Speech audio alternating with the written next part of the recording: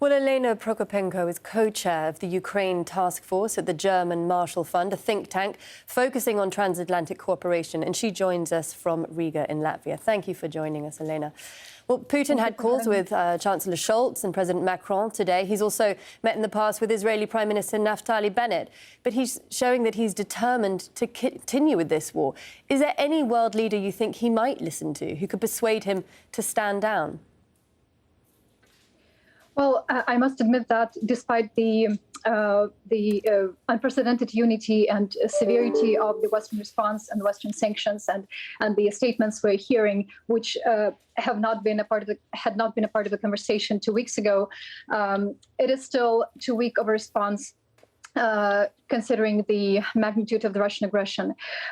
This response would have been adequate and proportional in 2014 when Ukraine was invaded by Russia in Donbass and when Crimea was annexed. But right now, this response has to be significantly stronger. And I do hope that President Macron and other world leaders, that President Zelensky is speaking with on a daily basis, will strengthen their response because right now Ukraine needs a significantly enhanced military support, military assistance in the form of advanced air protection, air defense systems, in the form of drones and jets, because we need to protect our sky. But first and foremost, Ukraine needs a no-fly zone to be introduced in order to minimize civilian losses, which already are insurmountable, and to safeguard critical infrastructure. But NATO has very clearly ruled out a no-fly zone.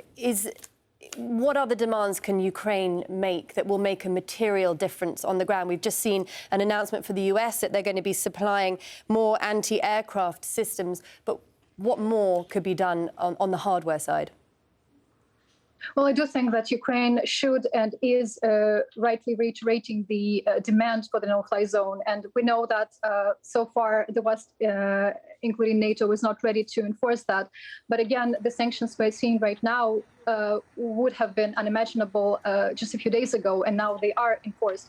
So I believe the West should reconsider the introduction of the no-fly zone first and foremost. But on the other means of support for Ukraine, again, enhanced military assistance. If the West cannot protect our sky, we should do that, but we need advanced weapons for that to happen.